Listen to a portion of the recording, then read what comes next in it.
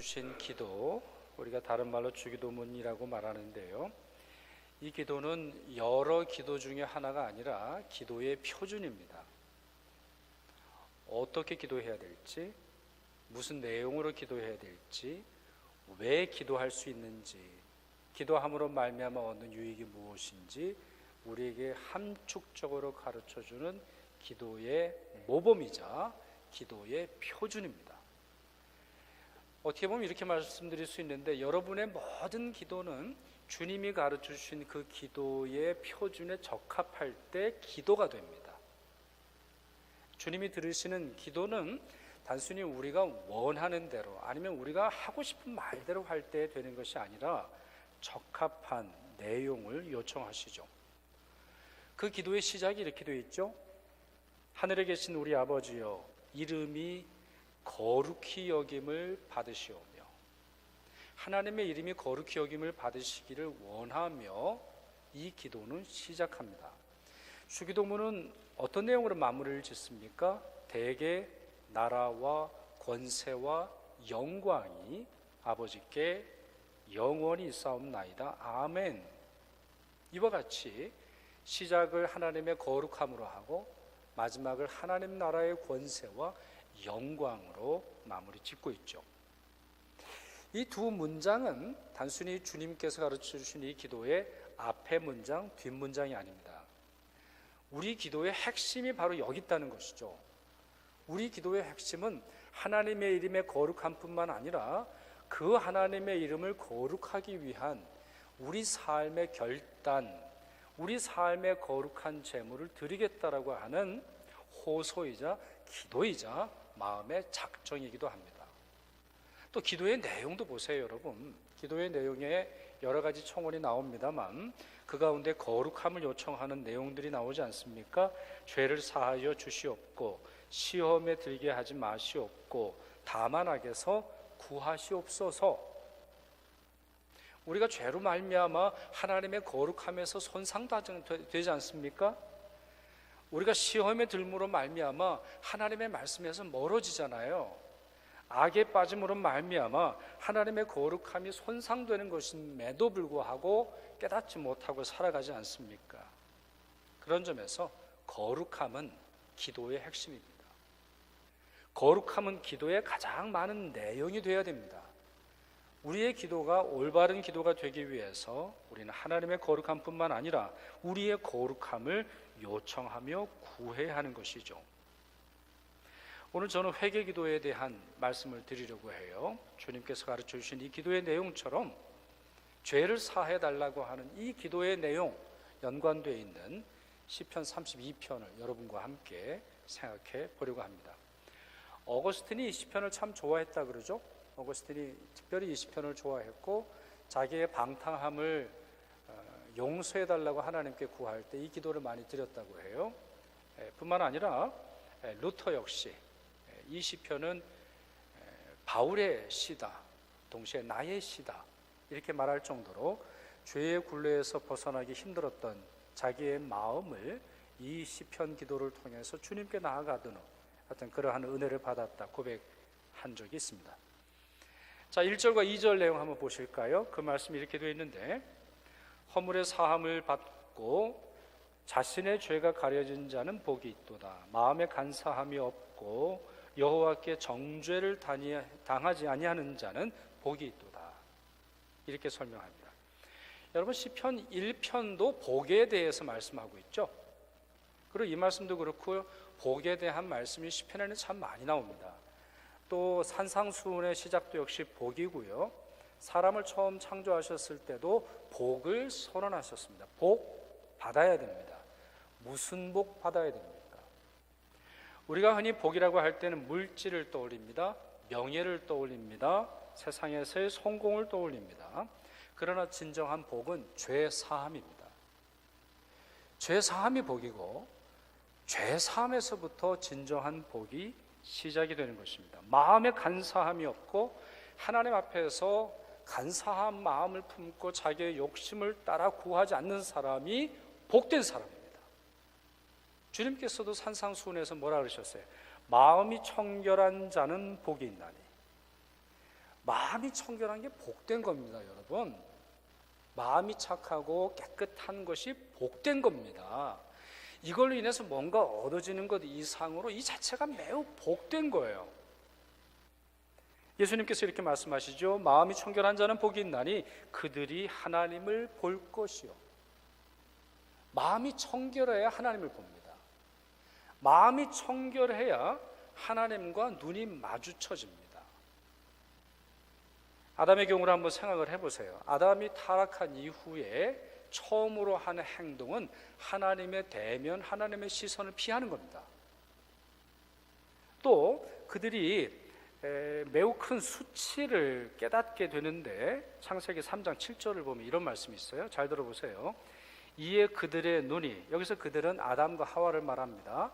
그들의 눈이 밝아져 자기들이 벗은 줄을 알고 무화과 나무 잎을 엮고 치마로 삼았더라 했어요. 눈이 밝아졌어요. 그게 뭐가 보여요? 그들이 죄악이 찾아오고 그들의 마음속에 거룩함이 사라지고 하나님의 형상이 깨지자 뭐가 보입니까? 서로의 수치가 보여요. 서로의 단점이 보여요. 서로의 더러움이 보여요. 그리고 그것으로 말미암아 수치감을 느끼죠. 부끄러움을 느껴요. 왜요? 너무 당연하죠. 죄가 찾아왔으니까요. 이 말씀의 핵심은 벗었다라고 하는 육체를 말하는 것이 아니라 그것을 부끄럽게 여기게 된 내면의 본성을 의미하는 거예요. 자기 자신을 가릴 수 없는 죄인의 형상을 그들은 발견하고 깜짝 놀라죠. 두 번째, 무화과 나무 잎을 봐요. 무화과 나무 잎을 엮어서 치마로 삼았다고 했어요. 이제부터 물건을 도구로 삼습니다. 여러분, 사람을 아니면 물건을, 어떠한 제도를 도구로 삼는 사람들이 있어요. 특별히 20세기 신학, 20세기 철학에 있어서 이 도구화, 뭔가를 자기 성공의 도구로 삼고 발판으로 삼고, 아니면은 뭐라 그럴까요? 내 부모든 아니면 누구든 나를 이롭게 하는데 도구로 삼는 것을 도구화라고 합니다. 왜 도구화가 필요합니까? 내 연약함 때문이죠. 내 수치, 내 문제, 내 부족함을 메꾸기 위한 또 다른 누군가를 요청하고 있는 거예요. 이 사람들이 눈이 밝아져서 이 행동을 하는 거예요. 이들이 눈이 밝아짐으로 말미암아 도덕적 체계를 세우죠. 왜요? 보이는 게 사람들의 죄일 뿐만 아니라 자신의 연약함이거든요. 또 보이는 것이 어떤 것으로 도구로 삼아서 자기의 수치를 가리는 데만, 자기의 수치가 드러나지 않는 데만 사용하고 있는 것이에요. 우리 대부분은 죄인이라고 하는 사실에 안타까워하지 않아요. 죄인이라는 것이 드러난 것이 부끄럽죠. 여러분은 어떠세요? 여러분은 여러분이 죄인이라고 하는 사실에 안타깝습니까? 아니면 그 죄가 들켰다라고 하는 사실에 안타까워하십니까? 요즘 한국에 어떤 이슈가 있었나 봐요. 그러니까 뭐 성매매든 아니면 포르노든 아니면은 뭐 이렇게 은밀한 그런 성문화를 잘못됐다고 고발하는 어떤 그러한 운동이 일어났는데, 한쪽에 다른 쪽에 운동이 일어났어요. 그러면 너희들의 포르노 안 본 사람 있으면 나와보라 그래. 핸드폰 다 까봐. 인터넷 들어가 본 거 다 까봐. 다 까보고 나서 이 법을 만들어. 이렇게 말하는, 이렇게 주장하는 또 다른 운동들이 있어요. 이러한 운동들이 일어나는 중요한 원인이 뭐예요? 우리의 연약함 때문이에요. 죄를 저질러서 슬픈 것이 아니라 죄가 드러나서 슬퍼요. 죄가 들켜진 사실에 슬퍼하죠. 아담과 하와 역시 그래요. 그들이 죄를 저지른 이후에 자기의 연약함을 깨닫고 주님께 나아가서 용서를 빌면 될 텐데, 그들의 첫 번째 행동은 뒤로 물러나는 것이죠. 죄로 말미암아 밝아진 눈으로 말미암아 서로 정죄하고, 그리고 그 사실에 두려워하게 됩니다. 여기에 인간에 더 큰 문제가 있어요.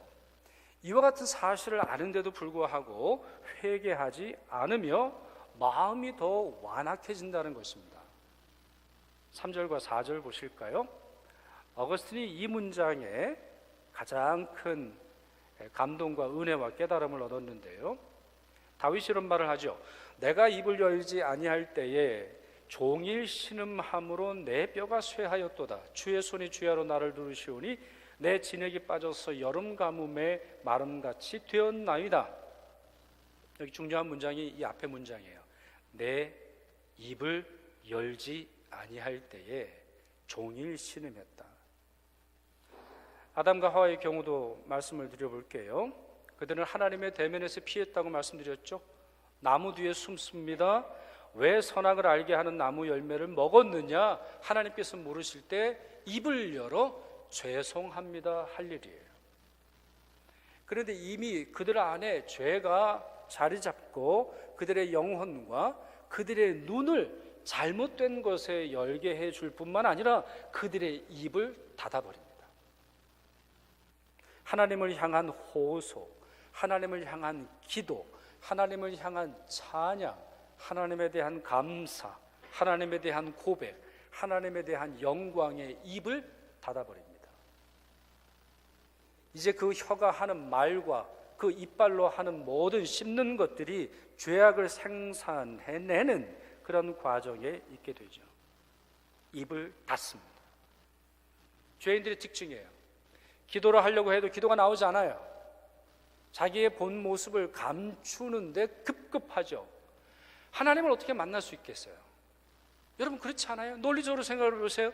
자기 안에 죄가 있는데 어떻게 하나님을 만나겠습니까? 자기 안에 아버지에 대한 심각한 범죄가 있는데 어떻게 아버지를 만날 수 있겠어요? 자기 안에 어머니에 대한, 엄마에 대한 아주 깊은 죄악과 아주 깊은 용서받기 힘든 수많은 죄악이 있는데 어떻게 어머니를 만나겠냐고요. 그렇게 죄인들의 기도는 무미건조합니다. 핵심이 뭔지를 몰라요. 무엇이 하나님을 만나야 하는지, 왜 하나님을 만나야 하는지, 하나님을 만남으로 말미암아 무엇을 얻어야 하는지 모호해요. 형식적인 언어와 형식적인 말과 구차한 변명 속에 자기 자신을 가리고 하나님의 임재에서 멀어지려 하죠. 내가 입을 열지 아니할 때에 종일 신음했다. 다윗은 이렇게 고백합니다. 이 굴레에서 다윗은 자유롭게 됩니다. 5절 말씀 같이 읽겠습니다. 시작.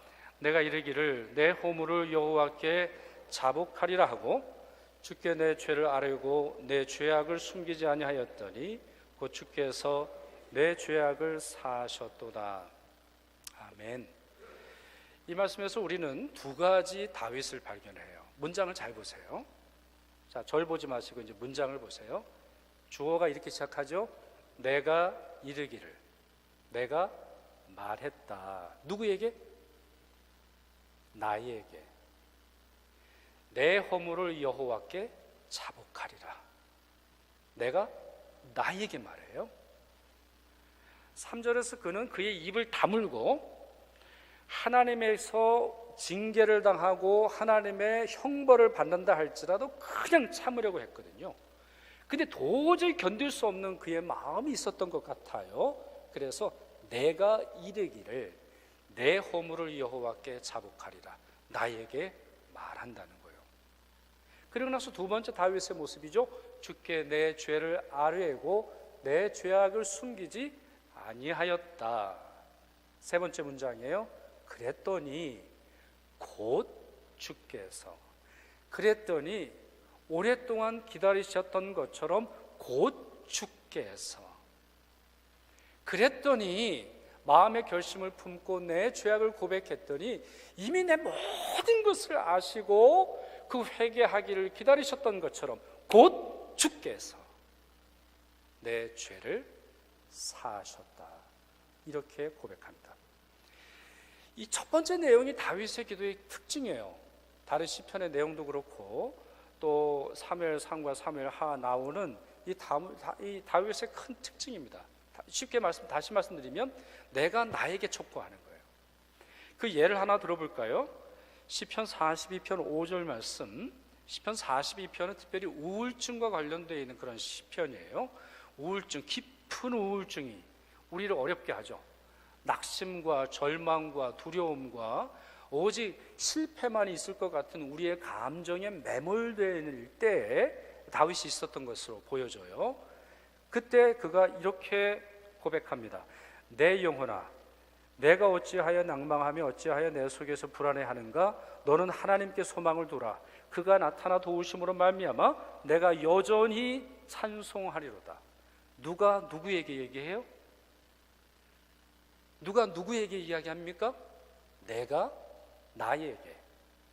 조금 더 어렵게 설명을 해보면 의지적인 나, 말씀을 들은 나, 하나님의 말씀이 아멘이다라고 생각한 나가 아직 그 은혜를 받지 못하는 내 내면의 나, 내 참나, 감정의 나, 아직 그 의지가 다다르지 않은 그 마음속의 나를 향해 고백하고 있어요. 너 왜 그렇게 불안해하는 거야? 너 왜 그렇게 동굴에서 캄캄한데 그냥 가만히 있으면서 하나님의 은혜가 없네, 하나님께서 돕지 않으시네, 하나님이 나를 버리셨네, 왜 말하는 거야? 너 나와! 누가 누구에게? 내가 나에게 얘기하는 거예요. 이렇게 말하는 것은 다윗은 실제로 이 상태를 경험했기 때문이에요. 여러분, 깊은 우울함, 깊은 절망, 인생의 모든 것이 허물어질 때 친구가 있어요? 누구 이야기가 들리든가요? 누구의 위로가 들려요? 내 속에 갇혀 있을 때 누가 도와주든가요? 매스컴이 들려요? 뭐 들려요? 아무것도 들리지 않아요. 그것이 바로 진정한 절망의 상태, 진정한 우울함의 상태예요. 그럴 때 누가 끌어줘요? 내 의지적인 나, 하나님의 말씀으로 말미암아 하나님의 말씀대로 나아가고자 촉구하는 내가 나에게 말해야 되는 거예요. 거룩함에 있어서도 마찬가지예요. 거룩함, 여러분의 거룩함, 여러분의 죄에서, 여러분의 죄로 물든 여러분의 자아에서 끌어낼 분은 여러분이에요. 왜? 여러분이 여러분을 아시잖아요. 여러분이 여러분의 마음을 아시잖아요. 여러분이야말로, 물론 하나님이 더 잘 아시겠습니다만, 가장 여러분을 솔직하게 보시는 분이시잖아요. 내가 이르기를 내 허물을 여호와께 자복하리라. 스스로 결심하세요. 여기서 중요한 단어가 자복이라는 말이에요. 자복, 스스로 고백한다라고 하는 말이겠죠. 자복, 스스로 고백한다는 말이에요. 사실 이 자복이라고 하는 말은 내용도 중요하지만 그것에 담겨있는 중요한 영적인 의미예요. 그것은 내가 내 문제를 해결하지 못하는 것을 고백하는 거예요. 내가 내 문제를 해결하는데 왜 고백을 합니까? 내가 내 경제적인 어려움을 얼마든지 해결할 수 있는, 내 빚을 해결할 수 있는데 누구한테 도움을 달라 할 필요가 있어요? 내가 내 사정 잘 알고 내가 그걸 해결할 수 있을 만한 능력이 있다면 자복하지 않아요. 내 죄가 나를 압도할 뿐만 아니라 그 압도된 상태에서 나는 스스로 헤어날 수 없기에 자복하는 거예요. 그렇게 자복은 겸손이 동반이 됩니다. 그렇게 자복은 진정한 믿음을 요청해요. 그렇게 자복은 내 죄를 고백하면서 부끄럽지만 그 부끄러움을 더 넘어서는 하나님의 은혜를 믿도록 하는 것이죠. 이와 같은 자복 있을 때 다윗은 큰 은혜를 얻었다고 고백하고 있어요. 5절 말씀입니다. 주님의 사함을 받았다고 했어요. 7절 말씀이에요. 주님이 그의 은신처가 되어주셨다 말해요. 여러분, 은신처가 뭐예요? 숨는 거예요. 아무도 안 보이는 곳이에요. 은신처, 용돈의 은신처가 있죠. 마음의 은신처가 있어요. 성적인 쾌감을 느끼는 데 있어요. 은신처가 있어요. 아니면 돈을 버는 은신처가 있어요. 어떤 연예인을 보니까 자기 남편과 결혼했는데 뭘 했는지 몰라요. 막 설명을 했는데 결국 몰라서 나중에 알고 보니까 완전히 날강도인 거 있죠. 완전히 도둑도 그런 도둑이 없는데 그런 삶을 사는 남편과 결혼해서 최근에 이제 이혼을 했어요. 뭘 하는지 몰라요. 아무도 보지 못하는 것을 은신처라고 부르는 거예요. 그런데요, 다윗은 자기의 죄를 고백했더니 하나님이 은신처를 만들어 주신 것이 아니라 주님이 그의 은신처가 되어 주셨어요. 또한 10절에서 그가 이렇게 말합니다. 하나님의 인자가 그를 감싸고 보호하게 되었습니다. 하나님의 인자하심이 그를 돌돌 말아서 마치 어린아이 포대기 싸듯이 어떠한 추위도 어떠한 충격도 다 막아줄 것 같은 하나님의 인자하심이 그를 보호하게 하세요. 쉽게 말해볼게요. 전적으로 하나님의 임재 안에 머무를 수 있었어요. 이것은 죄인이 느낄 수 없는 기쁨을 주죠. 하나님 앞에서 소리를 지를 정도로 엄청난 환희를 그가 느끼게 됩니다. 죄가 있을 때, 달리 말해서 숨겨진 어둠과 숨겨놓은 죄가 있을 때 이러지 못했어요. 두렵죠. 걱정됩니다. 양심의 가책을 느껴서 진정한 기쁨을 누리지 못해요. 여러분이 하나님에게 돈을 요청하시면 하나님이 돈 주실 거예요. 그리고 돈이 주는 기쁨 속에 여러분 살아가실 수 있어요. 하나님에게 명예를 달라고 하시면 하나님이 명예를 주시고 사람들의 박수갈채 속에서 여러분들의 인생을 즐기실 수 있겠죠. 사회적인 성공 아니면 어떤 세상의 지위 아니면 여러분들이 누리고 싶어하는 많은 달콤한 것과 유익과 복이라고 생각했던 것들 구하실 때 하나님은 주실 거예요. 그러나 이것보다 더 큰 복이 있어요. 하나님이 은신처가 되어주시고 하나님의 인자와 하나님의 자비가 내 삶 전체를 감싸주고 이 땅에서 살아갈 때뿐만 아니라 이 땅을 떠났을 때도 우리와 함께 하시고 내가 너 안다. 죄인은 이 말처럼 두려운 말 없죠, 여러분? 내 안에 죄가 있을 때 내가 너 알아? 내가 너 다 알아? 이 어감에 떨지 않을 수 없는 사람이 없어요. 그러나 이미 주님께서 주시는 그 용서의 은혜를 경험한 사람, 내가 너 안다. 내가 너 눈물 안다. 내가 너 고통을 안다. 내가 너 아픔을 알고 내가 너 상실을 알아. 이 말이 진정한 위로가 되는 거예요. 6절은 교훈절이에요.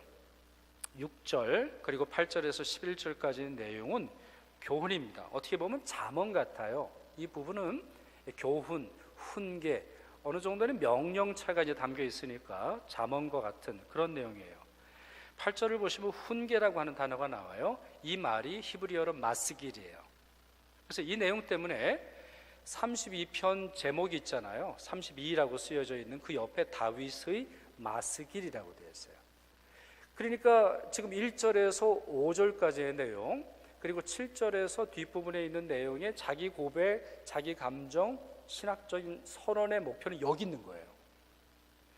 이러니 여러분은 어떻게 해야 되겠어요? 이렇게 묻는 거예요. 지금 자기 자신도 입을 꽉 다물고 죄악을 고백하지 않을 때 정말 그 마음속에 짓눌림이 여름에 물이 막 evaporate 증발하는 것처럼 내 형체를 알아볼 수 없을 정도가 되었습니다. 그러나 내가 내 자신이 고백하고자 결심하고 고백했더니 내 죄를 곧 사해 주셨습니다. 내 안에 기쁨이 찾아왔습니다. 하나님이 내 은신처가 되어 주셨습니다.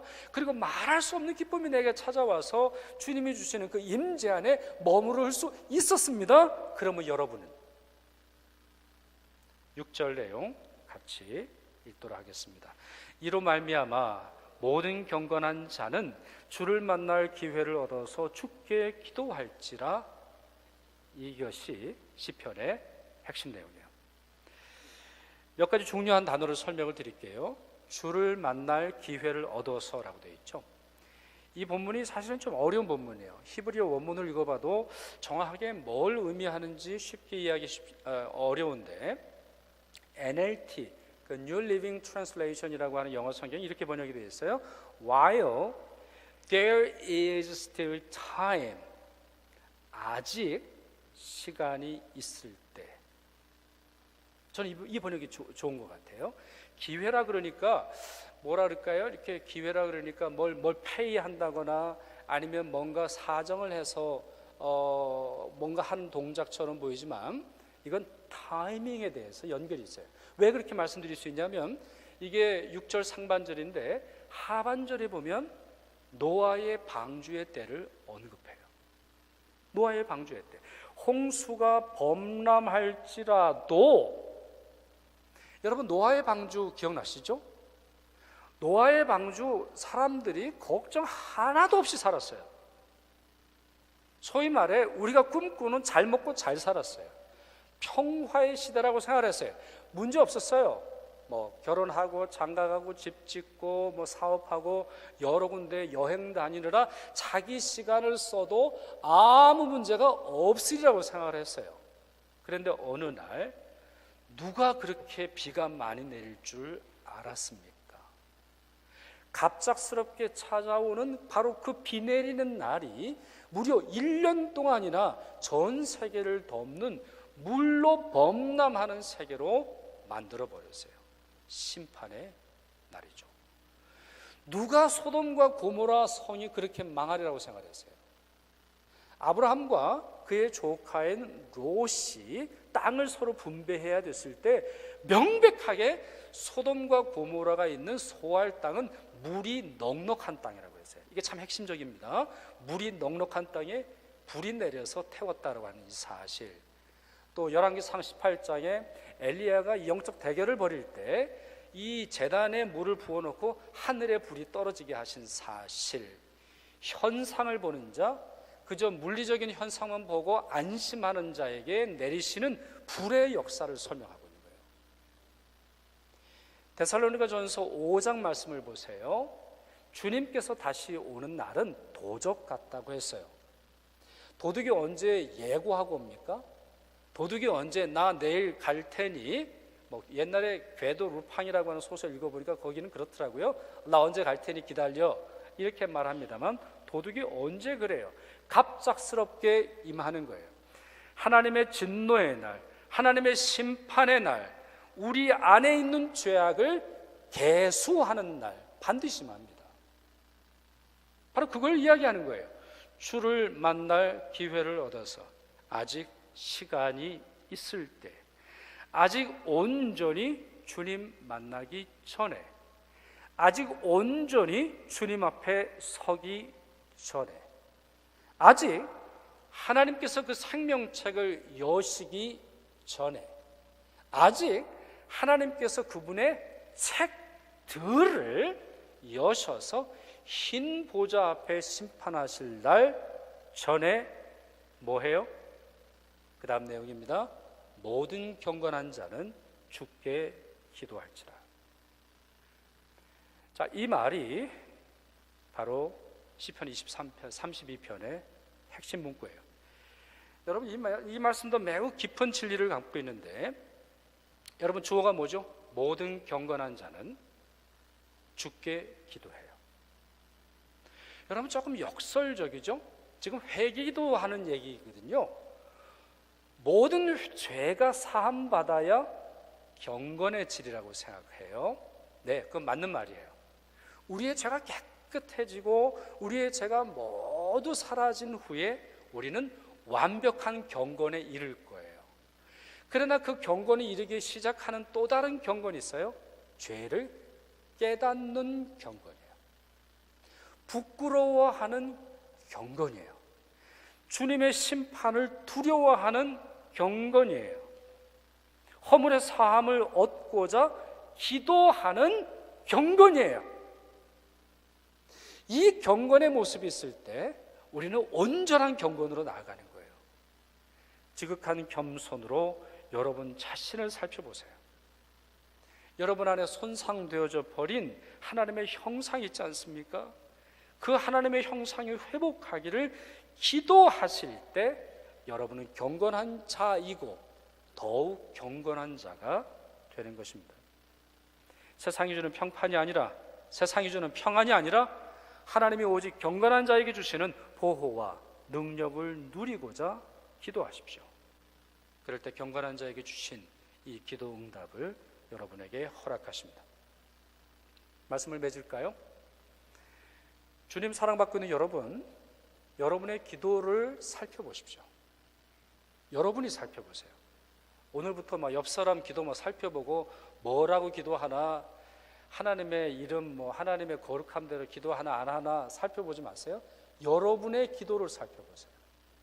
일단은 기도하는지 좀 살펴보셔야 되겠네요. 일단은 잘 기도하기 전에 기도하시죠. 이걸 지금 또 30분 설교 안 해도 되죠. 네. 기도하신다고 가정하고 그렇게 믿고 여러분의 기도의 내용을 살펴보세요. 거룩함이 있어요? 거룩함에 이르고자 하는 자복하는 결단과 자복하는 내용이 있습니까? 아직 입을 닫고 아무도 모르는 것처럼 행동하지는 않으시나요? 오늘 본문 9절에서 10절 보면 너희는 무지한 말이나 노새같이 되지 말지어다. 그것들은 재갈과 굴레로 단속하지 아니하면 너희에게 가까이 가지 아니하리로다. 이런 말이 나와요. 여러분 말들 그렇죠? 서도 그래요. 참 불쌍해요. 말들 보면요, 이 재갈을 끼우는데 어디에 끼웁니까? 이 어금니 뒤쪽에 끼워요. 이게 말들도 이제 씹어야 된단 말이에요. 어금니 뒤쪽에 입을 바짝 당겨서 말하지 못하도록 만드는 거예요. 이 입을 단속하는 것이 결국에는 마음을 단속하고 길을 단속하는 거예요. 죄인의 전형적인 특징이죠. 말을 단속함으로 말미암아 하나님의 은혜로 나아가게 하는. 근데 이 노새나 말처럼 되지 말아라 우리에게 촉구하고 있어요. 맞아야 말을 듣고 이렇게 입에 굴레를 씌우고 재갈을 먹여야만 통제가 되는 그러한 죄인으로 살지 말라고 우리에게 촉구하고 있습니다. 스스로 성찰하십시오. 여러분의 내면을 살피십시오. 악인에게 슬픔이 많다 10절에서 그렇게 말하고 있는데 여러분의 슬픔의 이유를 확인하십시오. 세상에 대한 그리움 때문에 슬퍼하십니까? 아니면 하나님 나라에 대한 그리움 때문에 슬퍼하십니까? 세상에 대한 걱정 때문에 어려워하십니까? 아니면 하나님이 주시는 거룩함 때문에 걱정이 되십니까? 여러분의 내면을 살피시고 진정한 거룩함을 기도하시는 여러분들 되시기를 바랍니다. 기도하겠습니다. 모든 은혜와 모든 위로의 하나님, 시편 말씀을 통해서 하나님의 복된 사람이 누구인지 깨닫게 하시니 감사드립니다. 저희 모두 무지한 말과 노새처럼 억지로 끌려가는 자가 되지 않도록 도와주시옵소서.